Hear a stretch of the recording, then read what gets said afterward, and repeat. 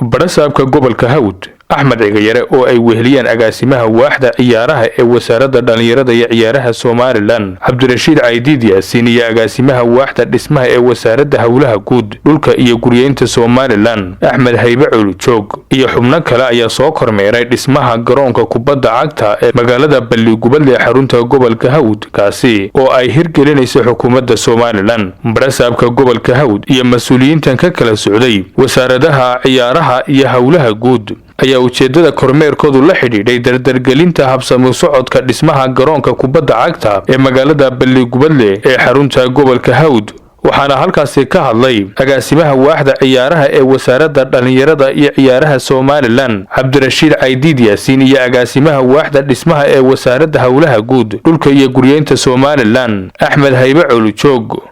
wasaaradahan waxa sharaf noo ah inaan maanta soo kormeernay annagoo wada jir ah wasaaradda hawlaha guud iyo shirkaddii qandaraaska qaadatay garoonkii oo dhismihiisii fayskii hore meel fiican marayo inta hadhay fayska hore ka hadhay in la dhammaystiro sidii loo dhammaystiri lahaa degdegna loogu bilaabi lahaa marka fayskii hore intii ka hadhay sidii loo dhammaystiri lahaa sida ugu dhaqsaha badan ayaanu u nimid iyo si loo dardargeliyo socdaalkan wuxuu daaranaa dardargelinta iyo kormeerka garoonka dhismaha kubadda cagta ee gobolka Hawd kaasoo in muddo in xakad ku yeeraymi dhismaha socodkiisii hase ahaatee ilaahay idinka rajeynayno inuu naga soo dhamaado labada bilood ugu horeeya noo hadhay wajigii koowaad ee dhismuhu oo ay ka harsan tahay saddexda wajahadood ee kala ah koonfur bari iyo waqooyi oo min 1 mitir dhisan iyo galbeed oo dhisan 2 mitir ayna u harsan yihiin koloomadii in la shubo intaasi markay dhamaato waxaan rajeynaynaa 2022 in loogu daro miisaaniyadda wajigii labaad ee dhismaha garoonka oo noqonaya dhamaystirkiisii gabagabadii waxa halkaasi ka hadlay barasaabka gobolka Hawd Axmed Cigayare sida la wada sheegay maanta halkan waxa loo joogaa in la dardargeliyo hawlihii yaraha kaday uu kow ka yahay garoonka kubadda cagta ee Balligubadle oo aynu hadda joogno iyo mashaariic kale oo iyaduna wasaaradda waxbarashadu waday taasoo qayladhaanteedii maalintii iidii aan maartay dadka la wadaagay ka barasaab ahaan horta marka hore waxaan doonayaa inaan ka wasaarad ahaan iyo dadka baan u sheegaya waxyaalaha barasaabku u igman yahay ee madaxweynaha qaranka Jamhuuriyadda Soomaaliland uu igmaday wakiilka uga yahay ay kow ka tahay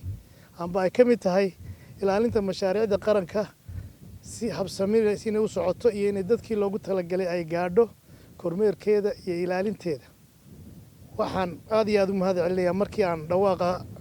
aan la wadaagnay wasaaradihii ay khuseysay oo maanta ay wafdigan qaaliga soo direen fariinteedii markay gaadhay inay maartay noo yimaadeen iyagoo culus waxa weeyaan shirkadaha dhismaha qandaraaska lagu siiyo haday tahay iyo wasaaradaha gobolka wax ka fulinayaba marka ay wax qabtaan ay dhameeyaanna waxa waajib nagu ah inaan u mahad celino waan inaanu aad iyo aad baad u mahadsantihiin hadday hakadaan oo waxaasi harakadaanna inaanu dhinaano warde wixii way taagan yihiin maartay dhaqaajiya runtii siday uga soo jawaabeen aad iyo aad baan ugu mahad celinayaa iminkana waxaa la ballan qaaday mac kontaraatarkii in la bilaabi doono ballanqaadka dambe ay sameysay wasaaraddu miisaaniyadda la inoogu darayo qaybta ka dhimanna waxaan leenahay aad iyo aad baad ugu mahadsantihiin Maxamed Jiciir Axmed iyo Cabdinajiib Dayib Cismaan TV-ga qaranka Soomaaliland magaalada Balligubadle